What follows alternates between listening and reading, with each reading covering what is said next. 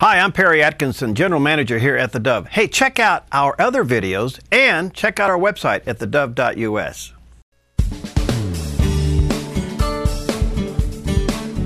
Hi, welcome back, and we are honored to have back with us today David Rubin, and of course David is the former mayor of Shiloh, Israel, and he's also heads up Shiloh Israel Children's Fund. Delighted to have him with us today, and we've been praying for him and all of those in Israel, what's going on over there, and our hearts are with them. And David, nice to have you, my friend. Thank you for your time. Can you give us an update? How's it going? Well, first of all, thank you for having me back on. It's been a very difficult time here, obviously, and Israel has been absorbing tons of rocket attacks. I mean, not tons of rocket attacks, thousands of rocket attacks just in the past few weeks. And the country has united, though, as it always does happen during wartime in Israel. The country unites, all the different segments, all the different factions come together as a family. And we're fighting a noble cause for the land of Israel, for the state of Israel, and for the free world. We're fighting against a bunch of extreme Islamic radicals who are trying to destroy Israel, who aim at civilians, who try to kill civilians. They fire their rockets intentionally at the hearts of cities. Unlike Israel, of course, it goes after military targets, and so it's a very noble battle that we're fighting here. But it's a very difficult one because much of the world is reflexively against us. They accept this left-wing and Muslim narrative that says that Israel is harming civilians, which is just total nonsense and total scandal. That anyone would even say such a thing. Couple things here, David. First of all, you wrote a series of articles there in the Jerusalem Post, certainly hoping that the Prime Minister would read them, and basically you were saying, let's go in and let's do it complete and then get out. And it appears that's what's happening. They have targeted these tunnels. They seem to be committed to complete the job. Even our own Secretary of State has said, somewhat in a sarcastic way, it seems to be a very pinpoint operation. I mean, if anything, you're teaching the world how to do war, but for your own sake, it appears that the strategy is what you were asking for in your recent articles. Yeah, well, let me first point out that the articles that I write on a regular basis, although I have had some articles in Jerusalem Post, most of my articles have been in IsraelNationalNews.com. Thank you. I appreciate that. Sorry about that. I just want to point that out, commonly known as Arutz Sheva, using the Hebrew name. Anyhow, so I encourage anyone who wants to read those articles to go to IsraelNationalNews.com or to my website, which is davidrubinisrael.com. Now, as far as the actual things that I've been writing, I have been urging Israel to fight the war to win the war. But at no point have I said that Israel has to do it quickly and get out. I say do it massively, as quickly as possible.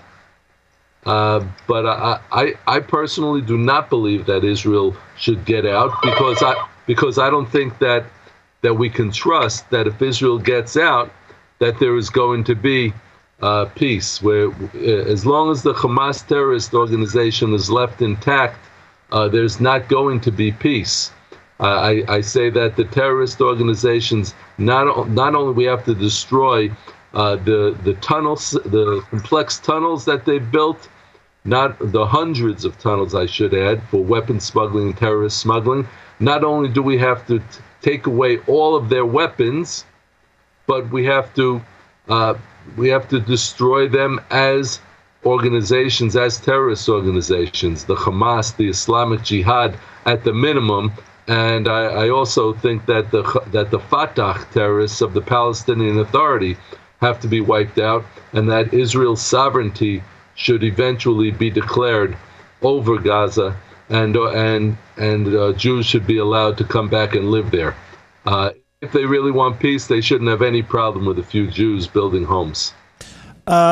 Okay, given that statement, do you feel that the current offense has that agenda in mind?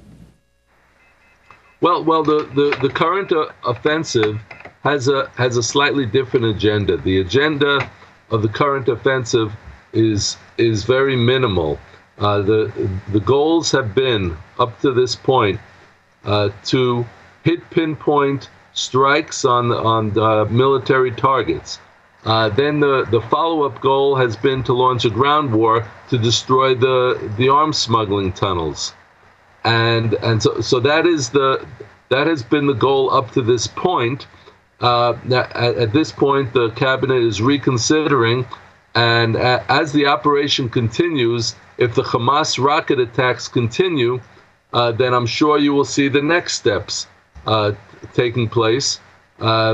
Step by step, this is going to happen. If the Hamas lays down their arms completely, if they decide to completely lay down their arms, then you will see Israel holding its fire, and there probably will be a ceasefire, and the follow-up steps won't be taken. Although I still think that they should, if we want to end this for the long term. There is a move, I don't know if you're aware of it, in the United States by certain Christian groups to petition Congress to defund Hamas. We're spending about $400 million a year in aid to Hamas, and now that seems to be hypocritical in light of our lack of foreign policy. But nonetheless, among the faith community, there seems to be a strong move to ask Congress to defund Hamas. Would that help? Oh, certainly. It's absolutely ridiculous that Hamas is being funded by anybody, and frankly, it is ridiculous that Fatah is being funded by anybody. That the Palestinian Authority is given financial assistance. Let me point out to you and point out to all of your viewers that the Palestinian Authority of Mahmoud Abbas, which is in a unity government with the Hamas, is paying the salaries of the terrorists. Every single terrorist that commits a terrorist attack, whether he's from Hamas or from Islamic Jihad or from Fatah or even from Al-Qaeda, is given a salary, a monthly salary, by the Palestinian Authority. This is all documented. And it's very disturbing to me that the media doesn't talk about this and pretends that the Palestinian Authority is the good guys. There are no good guys over there. Not the Hamas, not the Fatah, and not the Islamic Jihad. All right. Now, is it true that they are firing their missiles from homes and schools and targeting just citizen areas throughout Israel? Absolutely. That's a central part of their propaganda war. They've been doing it for years. They fine-tuned it to a great art.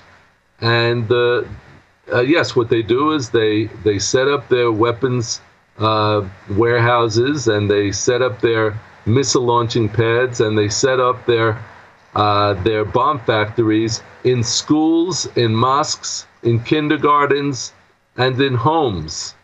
And this is a way of preventing Israel from attacking. And then, of course, Israel attacks because we do have to get to those military targets. And after Israel attacks, well, the media is rushing there and pointing out how Israel is committing genocide by hurting civilians. Yeah. Well, the civilians can leave if they want to. But the fact is that those civilians are the same civilians who supported the Hamas and voted for the Hamas in their elections back in 2005. Of course, they haven't had elections since then because they don't believe in democracy in any shape and form. But neither does Abbas, by the way, who's a president for life. People need to know that Israel did go in and cover the area with leaflets, letting them know that they're coming in for civilians to leave. Some heeded the warning, some did not. Absolutely. Israel drops leaflets before it attacks. Israel shouts out on loudspeakers, "Here we come," 48 hours in advance. Frankly, I think it sounds really nice and really touchy-feely, but the fact is that it puts our soldiers in danger and it hurts the effectiveness of our military operation. Every single general will tell you that a war has never been won and won decisively if leaflets are handed out, if 48-hour warnings are given to the terrorists. Yes, the warnings are given to civilians, but the fact is that the terrorists are also receiving these warnings. So why do it? Why put your military forces at risk? And remember, our military forces aren't just professional soldiers. They are 18 and 20-year-old boys and reserve soldiers. Our soldiers are our children and our family members, and every single Israeli is a potential soldier. Finally, David, we're out of time here, but a couple of things. Number one, how long do you think this offensive will go on? And number two, how can we pray for you? Well, we certainly need those prayers, and everyone needs to be praying for Israel to be fighting this war to win. That Israel should be fighting the war the way it fought the war against the Midianites, to utterly destroy the enemy, and by destroying the enemy, we will win the war. So how long will it go on? That depends on a combination of Israel's determination, world pressure on Israel, and internal pressure from the overwhelming majority of the Israeli people that want Israel to continue this action and to broaden it and to win decisively. Well, thank you, my friend. You personally and your family are in our prayers, plus your country. Let me just say you can correspond with David, davidrubinisrael.com, or you can support him through the Shiloh Israel Children's.org and support their fund there. David, thank you, my friend. We honor every minute we have with you and look forward to having you back soon. Thank you. All right. And thank you for your prayers. All right. God bless. We'll be right back.